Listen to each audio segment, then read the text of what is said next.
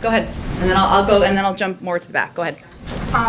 My first question is on Haiti, and then I have sort of a bigger Sure. picture question around that. But should the administration have been more prepared for these people to come, given the political unrest there this summer, then the earthquake in mid-August, given how conditions were on the ground there even before all of that? And then kind of a second part of it is that the Border Patrol Union has been saying that they had some warnings within the administration as early as June that they were expecting an influx, not of Haitians, but of other migrants to Del Rio, and that they needed more resources there. So did the administration not act on those things? Were those not widely disseminated concerns? And then, just kind of on the conditions in Haiti, like, couldn't the administration have expected that refugees were going to show up somewhere in these weeks? Well, there's a range of factors here. It's hard to really gauge what percentage, or I can't attribute at this point what percentage each of those factors are. Obviously, there are challenging circumstances on the ground in Haiti with the government unrest, with the earthquake. There are also a number of smugglers who are taking advantage of this, and we've seen that over the course of the last couple of weeks. Certainly, we're aware of that reality. We've seen that as in other parts of Central America as well. But that's something that we have no doubt has contributed to a rapid influx of people who were told that they could come into the country and everything would be fine, when clearly it's not. So all we can focus on at this point is what steps we're taking now to ensure there is an orderly and humane process, to ensure that people who are there are treated with dignity, that they're going through a process of being considered for the range of options, and that's what our focus is on at this point in time. Sort of related things or not. President Biden ran on a promise to use government to help people, and that he would be able to wield the powers of government effectively. But we've seen on a range of issues, whether it's the pandemic, immigration, Afghanistan, some missteps or places where the government trying to do its best hasn't necessarily been good enough. So what do you say to a voter who might be saying, I thought Biden was going to know how to run this government, but now we're looking at a potential government shutdown in a week and a default on U.S. debt? I would say that every president is elected to weather storms and navigate crises, and they come to every presidency. And if you look at all of the things that you loaded into that question, all issues that are happening, of course, currently, the president has been clear that he wanted to end a 20-year war in Afghanistan. He did exactly that. That's something I would say the American public broadly supports. We've certainly acknowledged that there are aspects, of course, of how it was handled or how all of the events transpired that were not what we had planned for. I would say on other issues, we are doing everything we can to prevent a government shutdown and planning to prevent the impact that we've seen in the past that has been quite devastating on different components of government. We're right now in the midst of trying to get a historic package that's going to address a lot of issues the American people care about across the finish line. And making policy is messy, so we're right in the middle of that. So I would say to anyone who feels that way, we're in the middle of navigating and weathering storms and dealing with crises. That's what a president should do. That's what an administration should do. We're not going to shy away from that, and that's what people were elected him to get through. Go ahead.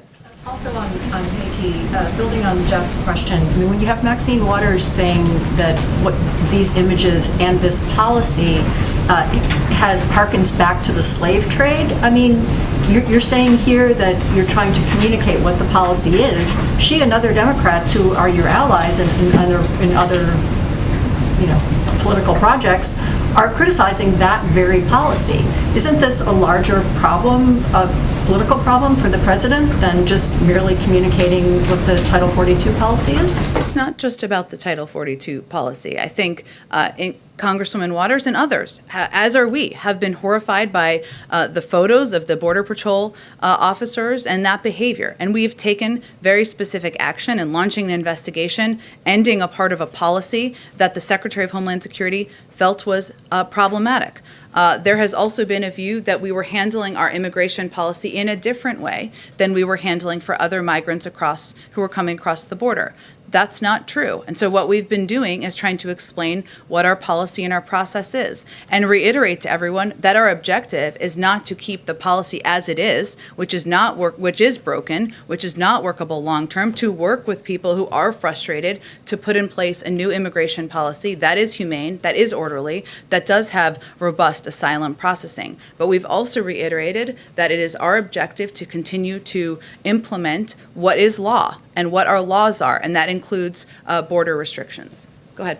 Jen, in the spirit of explaining policy, can you explain how the administration is determining who gets to come in and get processed under Title VIII and get an NTA and who's getting expelled? On-the-ground reporting suggests that it's based off demographic, not racial demographic, but if you come in as a family, single adult, what have you. How is Border Patrol determining right now who actually gets to stay in and get processed and who gets expelled under Title 42? Sure. So across the border, including in the Del Rio sector, we continue to enforce Title 42. Families and single adults are typically expelled under this CDC directive when possible. The determination of who can be expelled or not is determined by a number of factors, including the makeup of the specific family unit. Some people with kids who are younger than a certain age are not accepted back in certain countries. We know that from our immigration policy writ large, long before the last couple of weeks.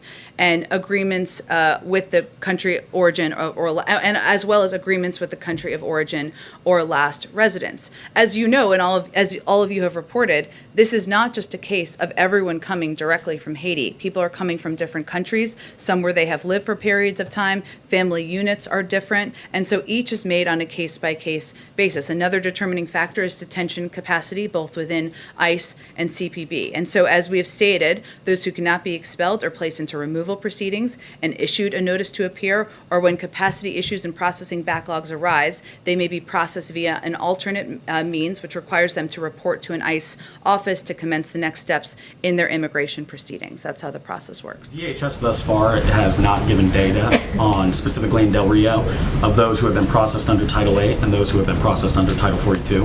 Is there any breakdown that you can provide on that? I think they did provide yesterday, and I think they're going to be providing regular updates, and certainly this is something that is under their purview, as you noted, that the department has conducted 2 repatriation flights yesterday. I'm just going to give you a little more information than you asked for, but just so everybody has it, with a total of 318 Haitian nationals on board. These flights will continue since Sunday, September 19th. 12 repatriation flights have left the United States. 1,401 Haitian nationals have been returned to Haiti. 3,206 Haitian nationals have been moved from the Del Rio camp to CBP custody or to other sectors of the United States border to either be expelled via Title 42 if possible or placed into removal proceedings. Sometimes it requires a discussion in order to determine the path forward. Then, therefore, there remain less than 5,000 migrants in the Del Rio sector. And can I ask about police reform as well? Sure. Obviously, reports that those talks are dead. What's the White House strategy now moving forward to try and rein in police departments? And I know that the readout yesterday mentioned working with Democrats both in the House and the Senate, but what's the strategy also for the White House to work with Republicans as well, who did ask for more concessions when it came to these negotiations? Well, I spoke to this quite a bit yesterday, but I'm happy to speak to it again.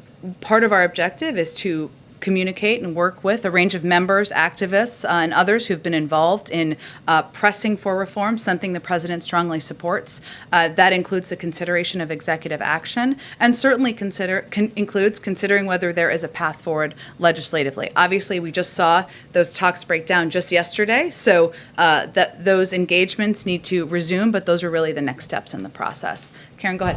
Thanks. Getting back to the money